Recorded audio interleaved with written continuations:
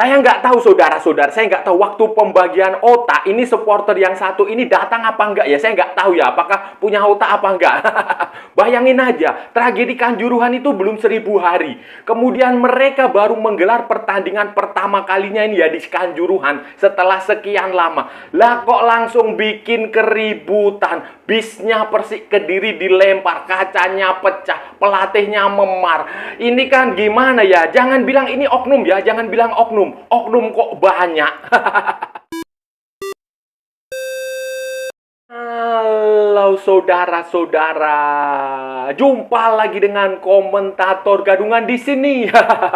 Dengan komentator yang gadungan.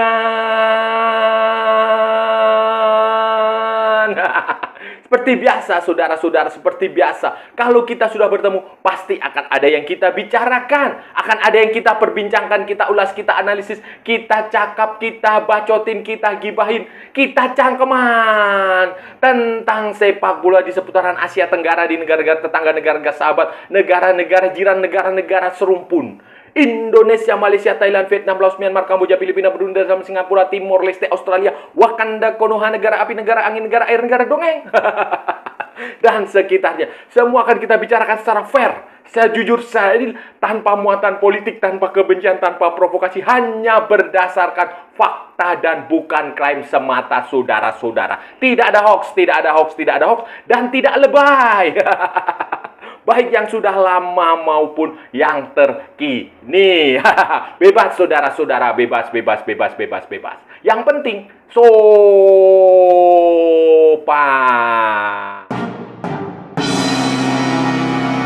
Jadi begini saudara-saudara, jadi ini ada kejadian yang tidak mengenakkan lah, tidak layak dicontoh lah, nggak jerah-jerah lah, kira-kira seperti itu. Ini hari Minggu kemarin, tanggal berapa ya? 11 11 Mei 2025 itu ada pertandingan Arema FC melawan Persik Kediri di Stadion Kanjuruhan. Ini adalah pertandingan pertama Arema di Kanjuruhan setelah tragedi Kanjuruhan tanggal berapa? 1 Oktober 2022 yang menewaskan lebih dari 100 orang. Wah, dan melukai 500-an lainnya, sudah. Ini pertandingan pertama. Ini pertandingan ini harus dicatat ya, harus dicatat dan digarisbawahi. Ini adalah pertandingan pertama setelah tragedi Kanjuruhan yang menewaskan 135 orang dan melukai 583 lainnya. Ini pertandingan pertama. Setelah itu kan stadionnya direnovasi kan, diperbaiki, dipugar, kemudian selesai menjalani renovasi selesai dan baru sekarang ini diizinkan menjalani. Dan dalam pertandingan itu saudara-saudara, Arema FC dikalahkan oleh Persik Kediri 0-3. Ya, pertandingannya penonton datang, ada yang datang walaupun stadionnya nggak terlalu penuh, penonton datang menyaksikan pertandingan. Dan yang paling membuat orang geleng-geleng kepala dan ya garuk-garuk kepala, heran dan ya mengelus dada prihatin adalah setelah pertandingan saudara-saudara, setelah pertandingan ada rekaman video yang viral dan itu sudah diakui sendiri oleh Arema maupun oleh Persik Kediri. Jadi bukan rumor lagi ya, bukan hoax, bukan kabar yang gak jelas. Sebuah rekaman yang menunjukkan bahwa bis yang mengangkut para pemain Persik Kediri itu dilempar batu ketika meninggalkan Stadion Kanjuruhan. Kacanya pecah dan kemudian ada pelatih dari Persik Kediri, Divaldo Alves, itu kepalanya sini ya mungkin memar atau apa, lebam atau apa, mengalami luka-luka. Dan itu menjadi keprihatinan bukan hanya pemain Persik, supporter Persik, melainkan juga seluruh rakyat Indonesia. Sekali lagi, ini bukan hoax. Ini fakta realistis yang itu sudah bisa dikonfirmasi, diklarifikasi oleh pihak Arema sendiri. Pihak Arema maupun pihak kepolisian, pihak Persik Kediri itu. Bahkan Arema malam harinya itu mereka menggelar konferensi pers. Di situ ada manajemen Arema, kemudian panitia pelaksana pertandingan, ketua panpelnya, kemudian semuanya lah termasuk dari kepolisian. Mereka menggelar konferensi pers dan meminta maaf, menyesalkan kejadian ini kejadian terulang terus di sport sepak bola di Malang sana. Jadi mereka mengakui ini dan mereka meminta maaf yang sebesar-besarnya dan menyerahkan sepenuhnya kepada aparat kepolisian untuk menggelar penyelidikan, untuk menindak pelakunya. Pelaku ya, pelakunya ya saya nggak tahu apakah itu oknum atau memang sudah terencana atau bagaimana. Tapi kalau oknum kan kok banyak dan selalu terulang gitu loh saudara. Jadi kita lihat saja mereka menyerahkan itu dan ini memang kejadian yang menyedihkan lah saudara-saudara, menyedihkan sekali. Bayangin aja sepak bola kok ya nggak pernah jerah gitu loh saudara-saudara, nggak pernah jerah, nggak pernah, belum 1000 hari ini saudara-saudara, belum 1000 hari. Bayangin loh, belum 1000 hari dan baru pertandingan pertama saja sudah begini. Kalau memang Anda nggak siap kalah, nggak siap menang, ya sudah nggak usah main bola, nggak apa-apa, nggak ada klub ini, nggak ada supporter ini juga nggak apa-apa, di negara ini nggak bubar. Nggak bubar. Kalau hanya ada satu kelompok supporter yang dari kota itu nggak ada, itu nggak masalah. Nggak ada klub itu juga nggak masalah gitu loh. Banyak juga klub lain yang ingin main di Liga Indonesia. Banyak juga supporter kota-kota lain di seluruh Indonesia yang lebih damai, lebih tenang itu ingin menyaksikan langsung pertandingan sepak bola ke stadion. Jadi kalau nggak ada klub ini juga nggak apa-apa, karena ini ya sekali lagi saudara-saudara, ini benar-benar ya sulit lah, susah untuk kita berkata-kata.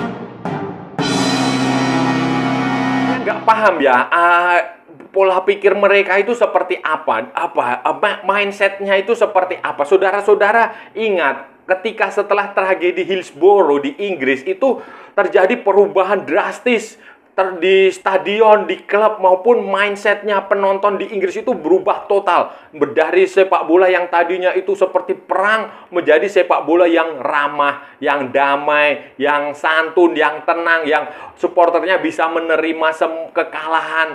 Begitu pula kejadian misalnya di mana di Juventus itu dulu tragedi Heysel, kemudian di mana-mana lah, di Glasgow Rangers, di Skotlandia, di banyak negara di Eropa, di negara maju ya, yang orangnya berpikir benar-benar berpikir menggunakan otak ya, itu selalu ada transformasi yang lebih baik. Lah kok ini di Malang, Arema, supporternya itu kok tidak pernah belajar dari tragedi Kanjuruhan.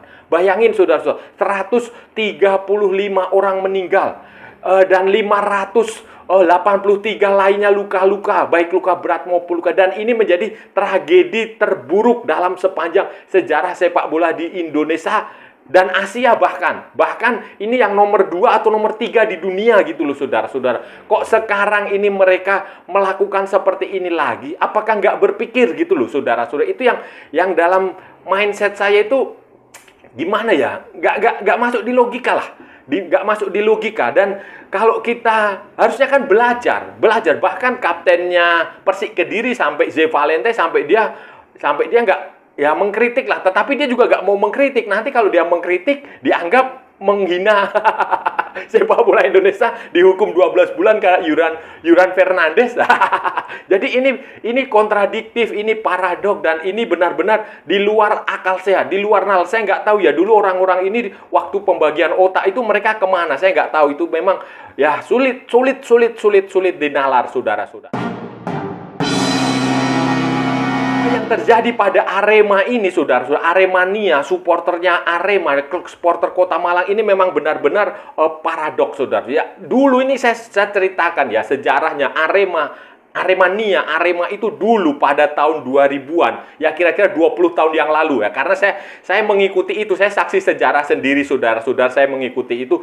Jadi mereka itu dulu itu sempat menjadi pionir supporter kreatif di Indonesia. Jadi virus perdamaian, virus kreativitas Arema itu menyebar dengan sangat cepat ke seluruh Indonesia. Itu tahun 2000-an ya saudara. Waktu itu mereka main di Solo, melawan Pelita Solo. Waktu itu ya Pelita Solo, di situ mereka membuat warga Solo terhipnotis. Kemudian muncul yang disebut sebagai Pasopati. Kemudian mereka main di Sleman, di Jogja. Di situ supporter di Sleman terhipnotis, muncul yang namanya Slemania, di Jakarta muncul Jackmania, semuanya di seluruh Indonesia itu waktu itu mereka benar-benar supporter yang santun, yang rapi, well organized, terorganisasi dengan baik, kemudian kreatif, kemudian nyanyiannya, lagu-lagunya itu benar-benar membuat ya orang simpati ketika mereka datang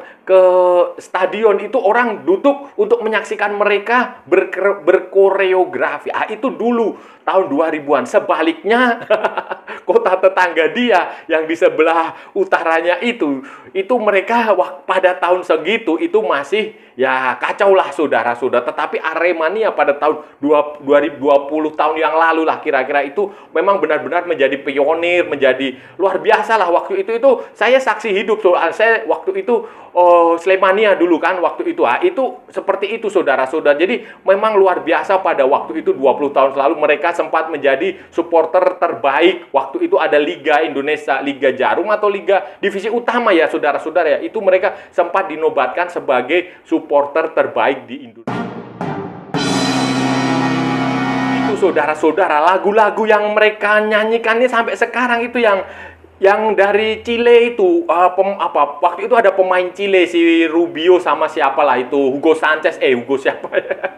Itu banyak itu pemain-pemain Chile itulah yang memperkenalkan lagu-lagu yang sekarang legendaris di sepak bola Indonesia yang ayo Indonesia kayak begitu itu awalnya dari support dari pemain Arema yang dari Chile Rubio atau siapalah pokoknya itulah pemain-pemain dari itu mereka lah yang memperkenalkan itu kepada Aremania, kemudian Aremania meng-create itu lagu-lagu itu dengan ya mirip lah dulu seperti supporter di Chile di Amerika Selatan kemudian berkembang ke seluruh Indonesia, diadopsi tim nasional Indonesia, kemudian menyebar ke Asia Tenggara, ke Malaysia, ke Thailand, ke Singapura, ke Vietnam, ke mana-mana lah saudara-saudara. Bahkan dulu di Jepang juga mereka belum terlalu fanatik dengan bola ya karena itu masih awal-awal itu yang terjadi saudara-saudara. Tetapi setelah itu saya nggak tahu ya apa yang terjadi saya nggak tahu apakah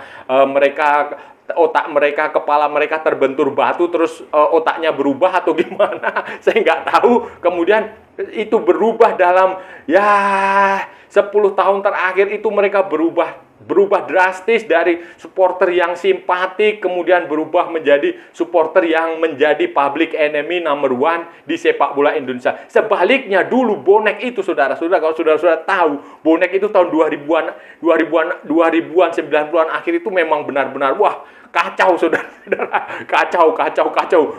Bahkan mereka tempat diserang di Jogja, diserang di Solo, di Semarang ketika mereka akan pulang dari Jakarta ke Jakarta. Tetapi sekarang sebaliknya, justru bonek itu justru menjadi supporter yang jauh lebih santai, lebih santun, lebih sportif, lebih baik dibandingkan Aremania yang dulu supporter yang santun. Sekarang sebaliknya. Jadi ini kan aneh saudara-saudara, aneh. Solusinya apa saudara-saudara? Solusinya untuk mengatasi ini supporter yang satu ini saya nggak tahu solusinya apa. Tapi karena itu memang menurut saya itu adalah ideologi. Susah saudara-saudara kalau sudah berbicara ideologi. Ideologi itu berasal dari kepala, mindset. Itu susah. Nanti kalau dilarang misalnya nggak boleh bertanding juga nanti muncul baru ideologinya masuk, susah. Tetapi ya daripada nggak ada solusi, lebih baik memang tidak ada salahnya itu klub dari situ dibubarkan aja. Arema itu bubarkan aja, nggak usah ikut liga, supporternya nggak usah didatang ke stadion. Jadi di kota itu sudah nggak boleh ada lagi sepak bola lah. Kalau anak-anak mudanya mau main bola ya pergi ke luar kota. Tapi kan itu juga kasihan juga saudara-saudara, itu namanya hukuman kolektif.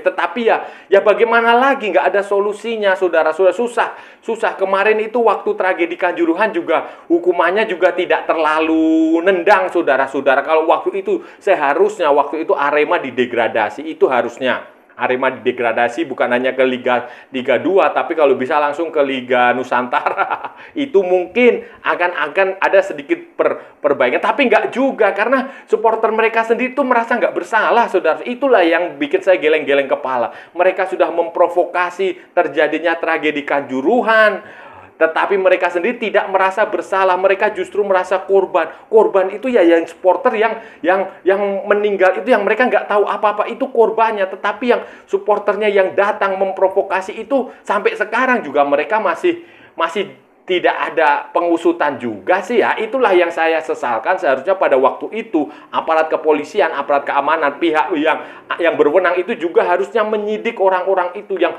mereka masuk ke stadion untuk memprovokasi itu, saudara-saudara. Jadi itu kalau itu dilakukan, saya yakin itu pasti akan stop rantai setannya, lingkaran setannya akan berhenti. Saudara-saudara, itu tadi pembahasan kita hari ini, saudara-saudara.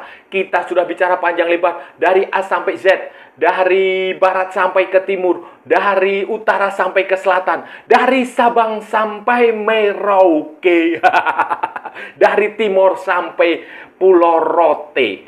Pulau Rote sampai Miangas. Dari Pulau Rote sampai Pulau Miangas. Semua sudah kita bicarakan, semua sudah kita ulas, semua sudah kita cakap, semua sudah kita bacotin, semua sudah kita kipahin. Tadi kita bicara tentang tragedi di kejadian. Nah, bukan tragedi ya, kejadian yang memalukan lah saudara-saudara, memalukan, menyedihkan, ya prihatin lah saudara-saudara. Dan ya seperti nggak pernah belajar dari yang sudah ada 100 berapa orang itu meninggal, 500-an luka-luka waktu tragedi Kanjuruhan 1 Oktober 2022, saudara-saudara. Dan itu setelah sekian lama, saudara-saudara, setelah sekian lama Stadion Kanjuruhan kembali mendapatkan kesempatan untuk menggelar pertandingan Liga Indonesia. Pertandingan lah pokoknya, pertandingan sepak bola. Karena setelah tragedi itu, setelah 1 Oktober 2022 itu kan stadionnya mengalami renovasi. Semua stadion di Indonesia mayoritas banyak yang mengalami renovasi, termasuk Stadion Kanjuruhan, dan selesai kemudian baru diizinkan digunakan itu kemarin hari Minggu tanggal 11 Mei 2025. Dan yang terjadi saudara-saudara, ya pertandingan berjalan, penonton datang, Arema kalah. Tetapi di akhir pertandingan, ketika pemain Persik, bus yang mengangkut pemain Persik itu meninggalkan stadion, itu mendapatkan lemparan dari, ya nggak tahu ya, ini oknum supporter atau memang apa. Tapi kalau oknum kok banyak, ya pokoknya itu mendapatkan lemparan. Nah, mendapatkan lemparan, kacanya pecah, kemudian konon katanya pelatihnya Persik Kediri, Divaldo Alves, itu kepalanya agak sedikit benjol atau apa, kemudian kacanya pecah. Dan ini Arema manajemen panitia pelaksana pertandingan kemudian menggelar konferensi pers dan mereka meminta maaf sebesar-besarnya atas insiden ini, atas kejadian yang memalukan ini, dan menyerahkan kepada aparat kepolisian untuk mengusut aksi tidak terpuji ini, saudara-saudara. Bayangin, tragedi Kanjuruhan itu, saudara-saudara, Oktober 2022, 1 Oktober. Berarti kan belum 1000 hari. Dalam tradisi Jawa, 1000 hari itu ya kalau orang meninggal sampai 1000 hari, itu batasnya 1000 hari, saudara-saudara. Itu baru nanti bikin selamatan, bikin upacara. Lah ini belum 1000 hari, dia sudah bikin ulah lagi. Dan ini pertandingan pertama mereka di Stadion Kanjuruhan setelah renovasi. Ini kan logikanya di mana? Saya nggak tahu apakah orang-orang ini punya otak atau tidak. Ketika dulu ada pembagian otak, itu mereka kemana? Mereka datang, mereka terlambat, atau mereka sama sekali nggak datang sehingga nggak punya otak. Jadi ini kan nggak pernah belajar gitu loh, saudara-saudara. Nggak pernah belajar dari kejadian yang saudara-saudara dia sendiri waktu itu meninggal ratusan dan luka-luka. Yang dia salahkan bukan introspeksi diri, tetapi justru menyalahkan aparat kepolisian, aparat keamanan. Padahal aparat itu bereaksi. Ada api kalau tidak ada asap. Nah itu, saudara-saudara, walaupun reaksinya aparat keamanan memang berlebihan, tetapi Seharusnya mereka juga introspeksi, sebenarnya apa sih yang salah dengan diri saya, itu kan kayak begitu yang benar, saudara-saudara. Jadi ya ini memalukan. Ya semoga ada solusi dari PSSI. Kalau usul saya sih klub ini dibubarkan aja lah. Di kota di Malang nggak usah ada sepak bola, nggak apa-apa daripada bikin kacau terus. Dan saya rasa udah cukup ya pembahasan kita kali ini. Kalau ada salah-salah ya mohon maaf. Namanya juga gadungan, saudara-saudara. Wajar kalau gadungan itu salah. Tetapi kalau benar berarti sebuah kebenaran. Kalau saudara-saudara merasa channel ini bermanfaat, berguna, menghibur, menginspirasi, silahkan like, share, and subscribe. Tapi kalau tidak, saudara-saudara abaikan saja, skip, jangan ditonton. Tetapi jangan nyampah, jangan membuat komentar yang menghina, menghujat, merecehkan, merendahkan orang maupun negara lain. Santai aja, ini hanya bola. Kita cari teman, bukan cari musuh. Ikuti juga akun media sosial Komentator Gadungan, ada di Instagram, ada di Facebook, dan ada di TikTok yang bukan TikTok Shop, saudara-saudara. Oke. Sampai bertemu lagi di edisi berikutnya dengan tema-tema yang jauh lebih tidak bermanfaat, dengan tema-tema yang jauh lebih tidak berguna, dengan tema-tema yang jauh lebih membagongkan. Salam olahraga dan merdeka.